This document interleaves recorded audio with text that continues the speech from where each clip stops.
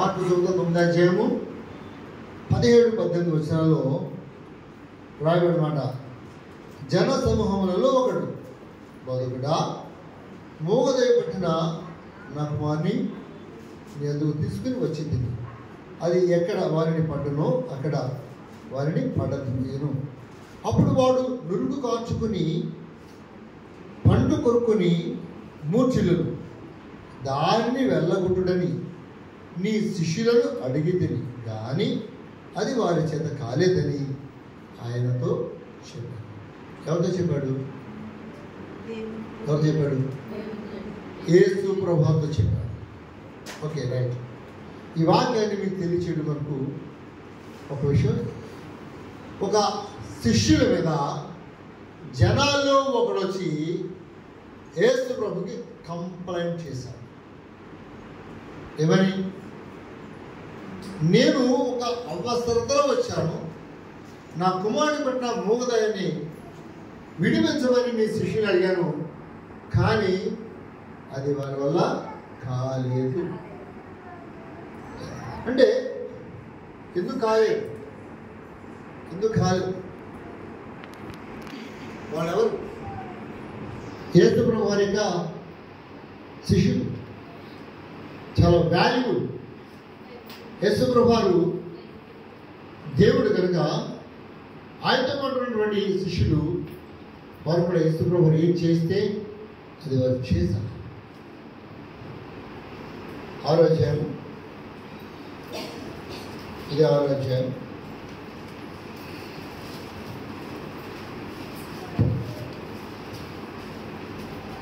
6వ అధ్యాయం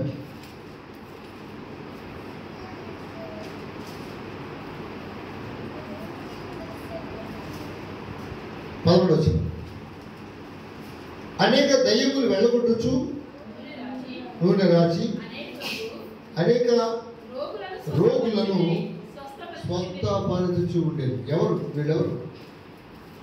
ఇక్కడ 7వ వచనం చూస్తే ఆయన 12 శిష్యులను తన ఎదురు పిలిచి వారి ఇద్దరిగా పంపుచు అపవిత్రాత్మల మీద వారికి అధికారం ఇచ్చాను. దేవుని స్తోత్రం.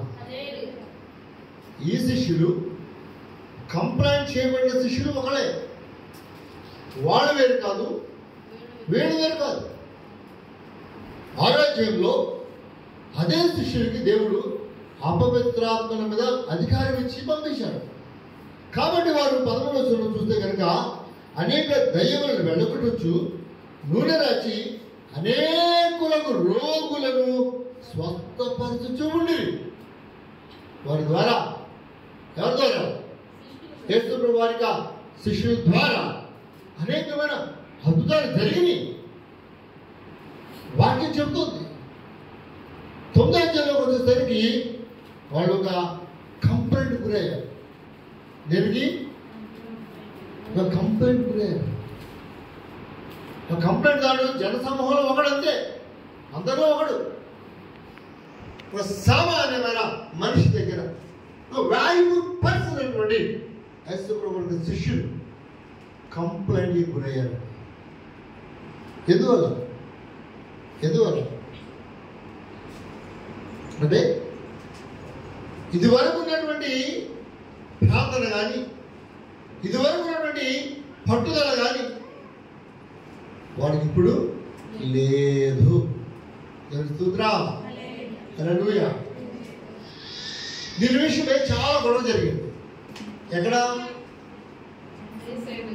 ఇక్కడే బైబిల్లో. చూద్దాం ఒకసారి, దాని ముందుకు వెళ్దాం.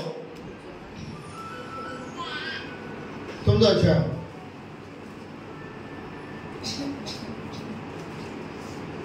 14వ వచనం. వారు శిష్యులకు వచ్చి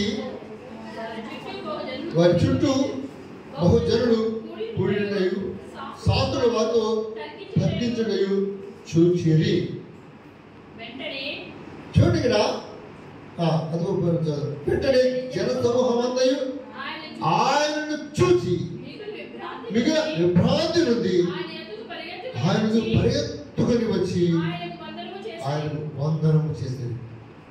ఇప్పుడు యేసు ప్రభువు ఇక్కడ లేరు, కేవలం శిష్యులు మాత్రమే ఉన్నారు. అయితే ఆ శిష్యుల దగ్గరికి తీసుకొచ్చి ఒక జనసమూహం ఒకడు తన కొడుకు గురించి, తన కొడుకు ఉన్నటువంటి దెయ్యం పట్ల విధానం గురించి వివరించి చెప్పి బాగు చేయమని కోరాడు. మరి ఈలోగా మరి యేసు ప్రభువు మరి ఎక్కడికి ఉంటారు?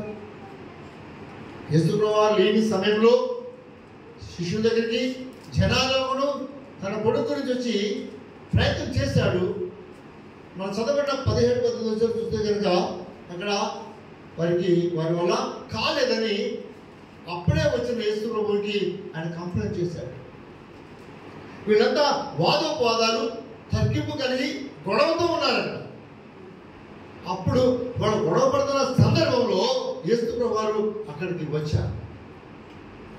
వచ్చినప్పుడు వెంటనే వాళ్ళందరూ చూసి, అయ్యో యేసు ప్రభువు వచ్చారు, సైలెంట్ కామ్ గొడవ చేద్దాం అరే అడుగుతారు అని చెప్పి వీళ్ళంతా కూడా ఒక్కసారిగా గొడవ పడుతున్న వాళ్ళంతా కామ్ అయిపోయి వెంటనే యేసు ప్రభువు వారికి వందనం చేయడం ప్రారంభించాడు. దేవుని స్తోత్రం.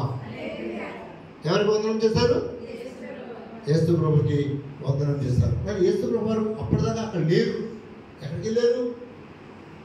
ఎక్కడికి ఉంటారు? ఆయన ఉంటే కనుక శిష్యుడికి ఈ పని చెప్పరు.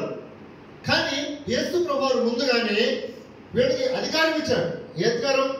అపవిత్రాత్మల మీద అధికారం ఇచ్చి మీరు వెళ్ళండి అని పంపినప్పుడు వారు వెళ్ళినప్పుడు ఆయా ప్రాంతాల్లో అనేక రోగులకు వారు ప్రార్థన చేసినప్పుడు స్వస్థత జరిగింది. హల్లెలూయా, హల్లెలూయా. ఇక్కడ అదే కనుక యేసు ప్రభువు అక్కడ ఉంటే కనుక శిష్యుల్ని అడగవలసిన పని లేదు. 19 చూడండి. వారు శిష్యుల దగ్గరకు వచ్చి వారి చుట్టూ బహుజనులు కూడిన శాస్త్రులు వారితో తర్కించుటయు చూచేది. అయితే అక్కడ యేసు ప్రభువు వచ్చేసరికి అక్కడ వాదోపవాదాలు, తర్కించుకోవడం, గొడవ జరుగుతుంది. ఏంటి ఇదంతా ఇలా జరుగుతుంది? కారణం ఏంటి? యేసు ప్రభువు అక్కడ ఉంటే కనుక శిష్యులు అడగవలసిన పని లేదు. కానీ శిష్యుడికి ఆయన అధికారం ఇస్తే అధికారాన్ని వాళ్ళు ఉపయోగించుకోలేక ఉన్నారు. యేసు ప్రభువు ఎక్కడికి వెళ్ళారు చూద్దాం. 9వ అధ్యాయం 2వ వచనం. 6 దినములైన తరువాత యేసు పేతురును, యాకోబును, యోహానును మాత్రము వెంట కట్టుకుని ఎత్తైన ఒక కొండ మీదకి ఏకాంతముగా వారి తోడుకుని పోయి వారి ఎదుట రూపాంతరం పొందెను. దేవుని స్తోత్రం. యేసు ప్రభువు ఆయన పన్ను ఆయన ఉన్నాడు. 3 శిష్యుల్ని కూడా పెట్టుకుని ఎత్తైన కొండ మీదకి ఆయన వెళ్ళాడు. అక్కడ యేసు ప్రభువు యొక్క ఆ ముఖ దర్శనం చూస్తుంటే ఆ శిష్యులు 3కి ఎలా ఉందంటే ఒక తెలియని అనుభూతి, ఒక విచిత్రమైన అనుభూతి. ఆయన వస్త్రాల యొక్క విధానం చూస్తే తెల్లగా ఉన్నాయంటండి. అంత తెల్లగా ఎవరు ఉతకలేరంటండి. మీకు వాషింగ్ మిషన్ ఉన్నాయా? వాషింగ్ మిషన్లో కొన్ని రకాల పౌడర్ వేస్తే బట్టలు తెలిపిస్తాయి ఏమా. ఎక్కువగా ఏరియాలు సర్ఫెక్సల్ వాడతారు కదా, అవి కూడా వాడుకుంటారు. అంటే అవి ఆ పౌడర్ వాడితే అంత తెలుపు వస్తుంది. కానీ ఈయన ఏ పౌడర్ వాడకం లేకుండానే ఆయన రూపాంతరం పొందితే ఆయన ముఖం చూడడానికి ఒక వాల్యుబుల్గా అయ్యేది. దేవుని స్తోత్రం. హల్లెలూయా. చూద్దాం ఇక్కడ 3వ వచనం. అంతలో ఆయన వస్త్రములు ప్రకాశమానమైనవి మిగుల తెల్లవియు అహయను, లోకములు ఏ చాకలియును అతను తెల్లగా చలువ చేయలేడు. చూడండి, 3 శిష్యులు. ఎంతమంది శిష్యులు? యేసు ప్రభు శిష్యులు 12 మంది శిష్యులు. 12 మంది శిష్యుల్లో ఆయన 3 శిష్యులు సపరేట్ చేసి తీసుకుని ఆయన కూడా తీసుకుని ఆయన ఎక్కడికి ఆ కొండ ఎత్తైన కొండ మీదకి వెళ్ళి ఆయన ప్రత్యేకించి ఉన్న సమయంలో ఈయన ఆ ప్రత్యేకతను ఆ 3 శిష్యులు కూడా చూడగలిగారు.